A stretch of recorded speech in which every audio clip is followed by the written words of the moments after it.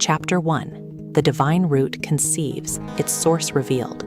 Mind and nature nurtured, the great Tao is born. The universe operates on massive cycles of creation and chaos, lasting exactly 129,600 years. At the dawn of the current cycle, the chaos divided, the cosmos formed, and an ancient peak called the Flower and Fruit Mountain emerged as the ancestral vein of the world.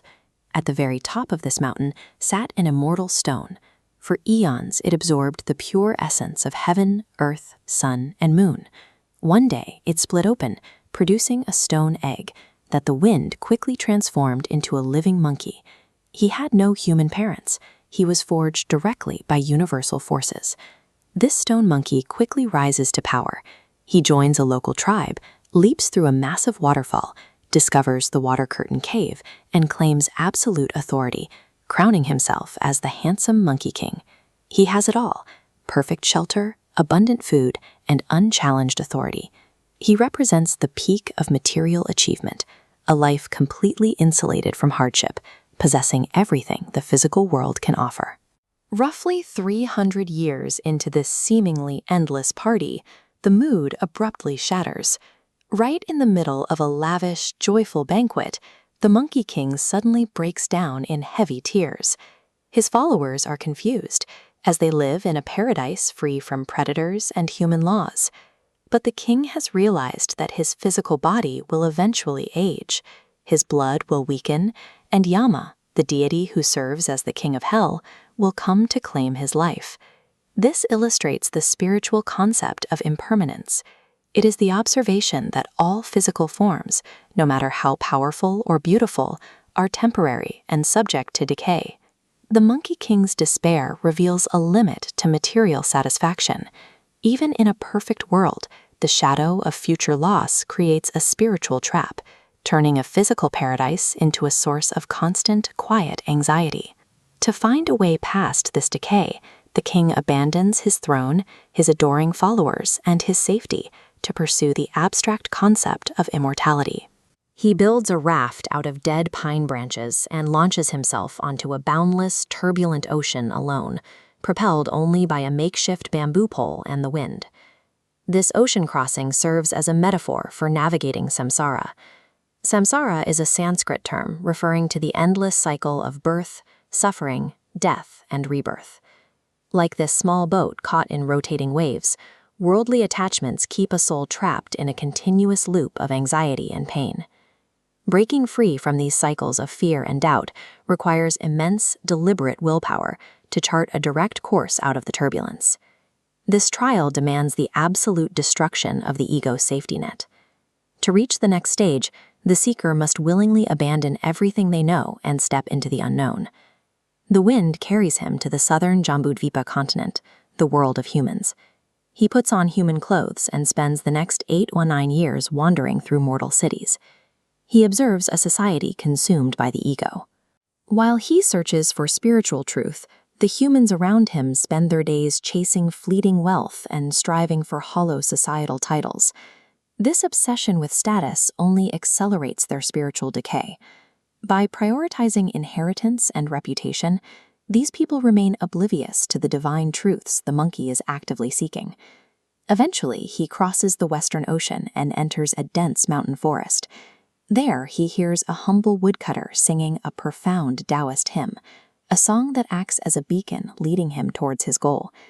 After years of fruitless searching through the human world, the monkey's singular focus finally intersects with a path leading out of the mundane world and towards the master he seeks.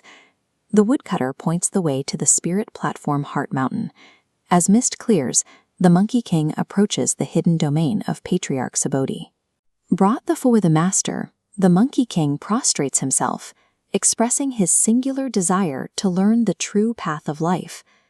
During his interrogation, the Monkey King reveals he has no temper. If people mock him, he doesn't get angry. If they hit him, he doesn't hit back. He lives entirely without pride. Subodhi recognizes a rare candidate. The monkey's journey has stripped away the common layers of human pride and defensiveness, leaving a state of emptiness that makes him uniquely ready for the patriarch's deepest teachings. The patriarch realizes he is dealing with a being forged directly by the cosmos, entirely untainted by the complications of a human bloodline. He assigns his new disciple the lineage surname Sun. The character connects him to an infant, representing an original, unblemished state of purity. His name, Wu Kong, contains the core lesson. Wu translates to awaken. Kong means emptiness. Awakening to emptiness is the realization that the ego and the physical world lack permanent substance. They are a temporary illusion. The text redefines immortality. Rather than a way to preserve the physical body, it becomes the total liberation of the mind from fear and ego, an awakening to the eternal, formless void of the divine cosmos. Chapter 2. Fully awakened to Bodhi's wondrous truths, he cuts off Mara, returns to the root, and joins his primal spirit. When the Monkey King arrives at the mountain sanctuary of Master Subhuti, he is not immediately granted the power he seeks. He spends 7 years in quiet service, sweeping the courtyard, tending gardens, and gathering fuel for the kitchen fires. This menial labor clears his mind, creating a foundation for the divine power he expects to receive. Eventually, the master offers to teach him from any of the 360 side gates to wisdom, ranging from divination to the physical arts of alchemy. But to every suggestion, the monkey asks a single question: can this path provide eternal life? When the master admits they cannot, the monkey refuses to learn them. These 360 paths are worldly philosophies, spiritual shortcuts that might predict a harvest or heal a body, but ultimately leave the practitioner bound to the cycle of mortality. They are temporary solutions to an eternal problem. True seekers must aggressively reject these hollow, temporary powers. By turning down the magic that would easily impress the world, the monkey creates the necessary mental space for a truth that actually lasts. The master appears to lose his temper at this refusal. He strikes the monkey on the head 3 times, turns his back, and retreats into the inner chambers, locking the heavy front doors behind him. This sequence follows the rhythm of a Zen koan, a paradoxical riddle to provoke a student's intuition. The 3 strikes indicate the 3rd watch of the night, while the locked front door points toward a secret back entrance for a midnight lesson. While the other disciples complain about the master's anger, the monkey sneaks to the back of the mountain at midnight. He finds the door ajar, and there, in the silence of the 3rd watch, the master shares the secret of the Great Way. This shows that divine guidance is never handed out plainly. It must be actively deciphered by a mind that has moved past conventional assumptions to see the hidden instruction in every interaction. To survive eternally, the monkey learns 72 transformations as defenses against the 3 calamities, divine trials targeting those who unnaturally alter their lifespan. Every 500 years, catastrophe strikes: celestial thunder, internal fire, and bone-dissolving wind. These trials ensure only disciplined spirits endure. However, the monkey's discipline slips. To amuse his fellow disciples, he uses his sacred magic to transform into a towering, unmoving pine tree, preening for their applause and laughter. This act of vanity shatters his spiritual focus. By treating a survival mechanism as a cheap performance, he reveals that his ego is still the dominant force in his life. Master Subhuti immediately shuts down the performance and delivers a harsh decree. The monkey is banished from the mountain sanctuary forever. He is forbidden for even mentioning his master's name under the threat of absolute spiritual destruction. This banishment is an act of mercy. If the monkey remains in the safety of the monastery while harboring such pride, he will be defenseless against the karmic disasters waiting for him in the world. The ultimate test of spiritual power is not how it is held in a serene sanctuary, but whether it can survive the temptations of the mortal realm without collapsing into arrogance. When the monkey returns to his ancestral home, he finds it occupied by the demon of confusion. This towering monster has enslaved the monkey's kin and filled the once beautiful caves with dark, swirling mists. This creature is the literal, physical manifestation of the monkey's own untamed ego. The chaos he left behind 20 years ago has grown into a formidable enemy that he must now face. The demon is a fortress of black iron and jagged steel, wielding a massive blade designed for slaughter. The monkey stands before him in nothing but the thin red robe of a monk, his hands empty and his stance unbothered by the demon's size.